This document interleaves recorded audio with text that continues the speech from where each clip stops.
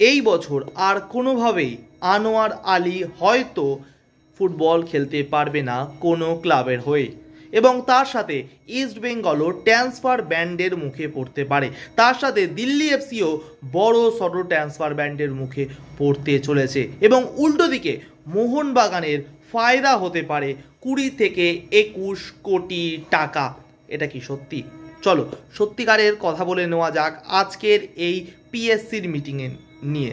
আজকে কিন্তু ছিল প্লেয়ার স্ট্যাটাস কমিটির বড় বৈঠক, যেই বৈঠকে আমরা আগের দিন আমার পেজে জানিয়েছিলাম যে আনোয়ার আলীর আপকামিং ফিউচার কি, কোন ক্লাবে খেলবে, সেটা কিন্তু আজকের মিটিংয়েই জানা যাবে। এবং আজকের মিটিংয়ে বিশেষ করে আনোয়ার আলী দিল্লি এফসির প্লেয়ার, সেহেতু আনোয়ার আলীর হয়ে দিল্লি কথা বলছে।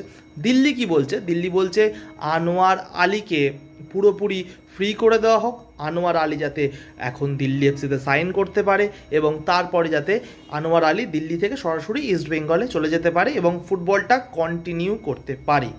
ওকে, কিন্তু মোহনবাগান কি চাইছে? মোহনবাগান চাইছে যে আনোয়ার আলীর সাথে তো আমাদের একটা 4 বছরের কন্ট্যাক্ট হয়েছিল, তারপরে রঞ্জিত বাজাজই তো আমাদের বিরুদ্ধে ব্যাগড়া ঘটিয়েছে, তো আমরা এখন চাইছি আমাদের আনোয়ার আলীকে ইস্ট বেঙ্গলে বা দিল্লি এফসিতে দিতে আমাদের কোনো অসুবিধা নেই।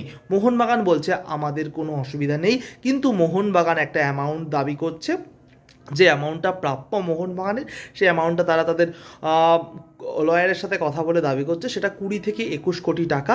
এবং তার সাথে দিল্লি এফসি ট্রান্সফার ব্যান্ড, তার সাথে যেই ক্লাবে আনোয়ার আলী যাবে ইন ফিউচার, হয়তো সেটা ইস্ট বেঙ্গলই হতে পারে, কারণ ইস্ট বেঙ্গলের সাথে একটা ফ্রি কন্ট্রাক্ট মৌখিক কথাবার্তা হয়েছে আনোয়ার আলী, সেই ইস্ট বেঙ্গলে যেতে পারে। এবং ইস্ট বেঙ্গলেরও একটা, যেহেতু ইস্ট বেঙ্গলে যদি যায় তাহলে ইস্ট বেঙ্গলেরও একটা ট্রান্সফার ব্যান্ড, এরকম একটা কথা। এবং তার সাথে আনোয়ার আলীরও 6 মাস বা 3 মাসের একটা ট্রান্সফার ব্যান্ড খেতে পারে, এইটা কিন্তু মোহনবাগান দাবি করছে।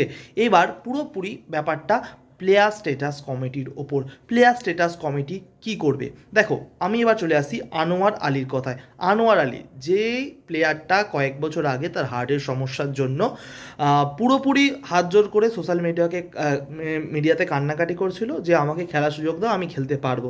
সেই সময় কিন্তু কোনো ক্লাব তার পাশে দাঁড়ায়নি, সব বড় বড় ক্লাব হাত তুলে নিয়েছিল। সেই সময় পাশে দাঁড়িয়েছিল রঞ্জিত বাজাজ, তার দিল্লি এফসিতে খেলার সুযোগ দেয়, নিজেকে প্রমাণ করে, তারপরে গোয়া, তারপরে কিন্তু মোহনবাগান, এবং তারপরে কিন্তু দাপটের সাথে খেলছে আনোয়ার আলী, খুব ভালো প্লেয়ার। এইবারে যেই সমস্যাটায় পড়েছে আনোয়ার আলী, সেই সমস্যাটার জন্য কিন্তু যেমন উদ্ধার করে এনেছিল আনোয়ার আলীকে খারাপ অবস্থা থেকে সেই রঞ্জিত বাজাজ, সেই রঞ্জিত বাজাজের জন্যই কিন্তু আজকে আনোয়ার আলী খারাপ সমস্যায় পড়েছে।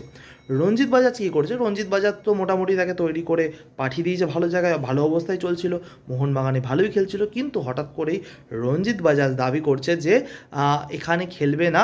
হ্যাঁ, 1 বছরের যেহেতু ফিফার নতুন নিয়ম অনুযায়ী লোন আর করা যাবে না, সেহেতু অন্য জায়গায় ট্রান্সফার করা হবে, বা যদি তোমাকে নিতেই হয় আনোয়ার আলীকে তো পুরোপুরি নিয়ে নাও। একটা দামি প্লেয়ার, একটা ভারতের জাতীয় দলের খেলা প্লেয়ার, কেন তুমি তাকে লোনে খেলাচ্ছ? তো এরকম দাবি তোলে। মোহনবাগান এই ব্যাপারে একটু বিগড়ে যায়, তো সেই কারণেই এই সমস্যায় পড়েছে আনোয়ার আলী। তো আনোয়ার আলী একটা ভালো প্লেয়ার, তার কন্টিনিউ খেলা উচিত।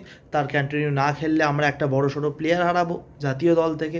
এমন একজন ভালো ট্যালেন্টেড ডিফেন্ডার হারিয়ে গেলে আমাদের তোমাদের মতন ফুটবল প্রেমীদেরই তো সমস্যা, সেটা ইস্ট বেঙ্গল হোক মোহনবাগান হোক। ইস্ট বেঙ্গল মোহনবাগানকে সাইডে রেখে দাও, যারা ইস্ট বেঙ্গল মোহনবাগান সমর্থকরা ভিডিওটা দেখছো ওদেরকে সাইডে রেখে দাও, ভারতের প্লেয়ারের নিয়ে কথা বলো।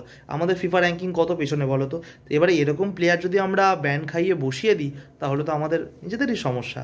তো আমি প্রার্থনা করব, আমি আশা করব যে প্লেয়ার স্ট্যাটাস কমিটি কালকে কোনো একটা ভালো বার্তা দেবে, যার জন্য আনোয়ার আলী ইন ফিউচার যেই ক্লাবে হোক সঙ্গে সঙ্গে খেলতে পারবে, এবং যে সমস্যাগুলো আছে সেটা যাতে খুব তাড়াতাড়ি সমাধান হয়, এটাই চাইবো। Thank you.